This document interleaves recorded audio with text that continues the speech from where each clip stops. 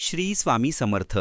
स्वामी आपल्याला प्रत्यक्ष दृष्टांत देतात, पण आपल्याला माहीतच नसते हा दृष्टांत होता की निव्वळ एक स्वप्न.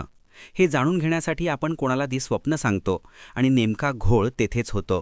कारण शास्त्राचं विधान आहे, आपल्याला मिळालेला दृष्टांत कोणाला माहीत होता कामा नये, नाहीतर त्या दृष्टांताचे मिळणारे फळ आपल्याला मिळत नाही. मग अशा वेळेस आपण कसे समजायचे की स्वामींची किंवा गुरुदेव दत्तांची उपासना करत असताना आपल्याला दृष्टांत मिळाला आहे? मी या व्हिडिओमध्ये तुम्हाला दृष्टांत आणि स्वप्न यात फरक काय हे सांगणार आहे, आणि त्यासोबतच स्वामी आपल्या भक्तांना कोणकोणत्या प्रकारे दृष्टांत देतात याची माहिती पण देणार आहे. त्यासाठी व्हिडिओ पूर्ण बघा. आणि यापुढे जर स्वामींचा, गुरुदेव दत्तांचा दृष्टांत तुम्हाला झाला तर कोणाला न सांगताच तुम्ही स्वतः त्याचा अर्थ समजून घ्या. चला सुरू करूया. सर्वात आधी तुम्हाला सांगतो की दृष्टांत हे स्वप्न नसते. स्वप्न आणि दृष्टांत यामध्ये खूप फरक आहे. स्वप्न हे मनाचे प्रतिबिंब आहे, तर दृष्टांत हा एखाद्या दैवी शक्तीकडून मिळालेला संकेत आहे.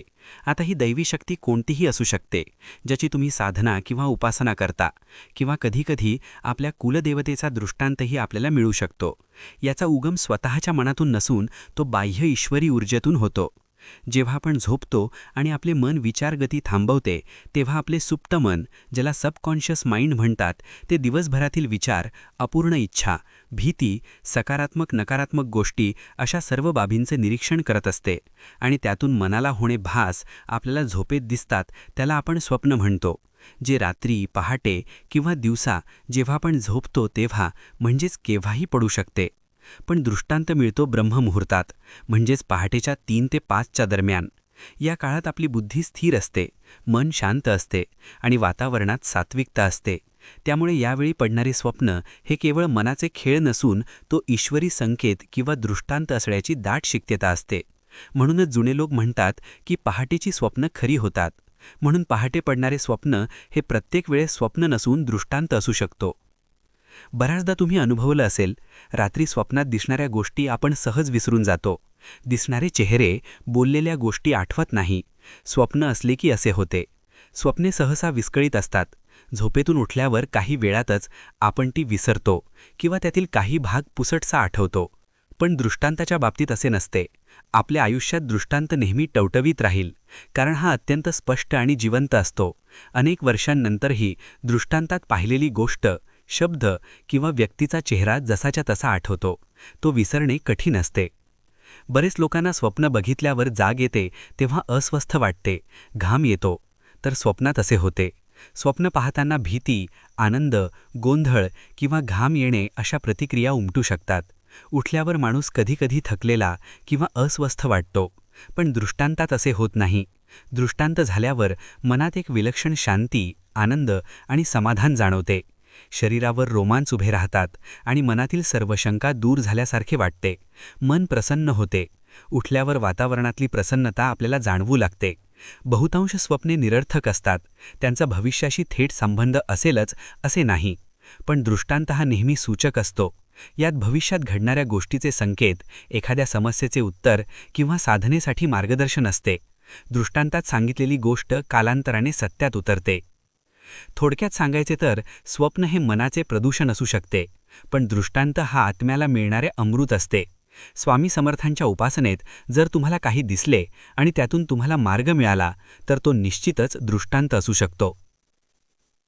स्वामी समर्थांची किंवा गुरुचरित्राची साधना करत असताना दृष्टांत मिळणे ही स्वाभाविक बाब आहे, पण त्यासाठी आपली साधना ही आत्मीयतेने असावी लागते. स्वामींचीच नाही तर कोणत्याही दैवी शक्तीची साधना जेव्हा आत्मीयतेने केल्या जाते तेव्हा अनेक वेळा अनेक दृष्टांत मिळत असतात. स्वामींची उपासना करताना आपल्याला कोणकोणत्या प्रकारे दृष्टांत मिळू शकतात याची थोडीफार कल्पना तुम्हाला देऊ इच्छितो. खरे तर स्वामी अनेक प्रकारे आपल्या भक्तांना दृष्टांत देत असतात. त्याचा पार लागणे खरंच कठीण आहे. पण माझ्या ऐकण्यात ज्या ज्या गोष्टी आल्या त्यावरून निश्चित असे वाटते, स्वामी प्रत्यक्ष स्वप्नात दर्शन देतात, वेगवेगळे हावभाव करून आपल्या भक्तांना संकेत देतात. यात तुम्ही एखाद्या ओळखीच्या चेहऱ्यात स्वामींना बघू शकता. म्हणजे कोणी तुमच्या ओळखीची व्यक्ती फक्त लुंगी किंवा लंगोट लावून तुमच्या समक्ष येऊ शकते, किंवा एखादी अनोळखी व्यक्ती जो चेहरा तुमच्या निरंतर स्मरणात राहील असा असतो. एखादी व्यक्ती स्वप्नात येऊन न बोलता निघून गेली, किंवा काही हावभाव केले, किंवा काही मार्गदर्शन केले, अशा पद्धतीने दृष्टांत मिळू शकतात. पण दृष्टांत पडल्यानंतर तुम्ही पूर्ण दिवसभर आपोआप नामस्मरण करता, म्हणजे कळत नकळत तुमचे मन नामस्मरणाकडे ओढल्या जाते. हा बहुतेक खूप लोकांचा अनुभव आहे. स्वप्नानंतर जर तुमचे मन प्रसन्न असेल आणि तुमच्या मनाला नामस्मरणाची ओढ लागेल, तेव्हा नक्कीच स्वामींनी तुम्हाला दृष्टांत दिला आहे असे समजावे. बालरूपात किंवा संन्यास वेशधारी व्यक्तीच्या रूपात प्रत्यक्ष स्वामी दृष्टांत देतात आणि अशा वेळेस ते तुमचे मार्गदर्शन करायला आलेले असतात. अशा दृष्टांतानंतर आपल्या विचारात शिथिलता येते, आपण भयमुक्त होता आणि आपल्या मनाला सकारात्मकतेची ओढ लागते. काहीतरी सकारात्मक घडेल असा ध्यास लागतो. पण खरंच जर आपली भक्ती उत्कट असेल, आपला भाव खूप शुद्ध असेल, आपण मनाने, विचाराने आणि कृतीने प्रामाणिक असाल, तर स्वामी अनेक वेळा प्रत्यक्ष साक्षात आपल्या मूळ रूपात दर्शन देतात आणि मी प्रत्यक्ष तुझ्यासोबत आहे, भिऊ नको, हे सांगतात.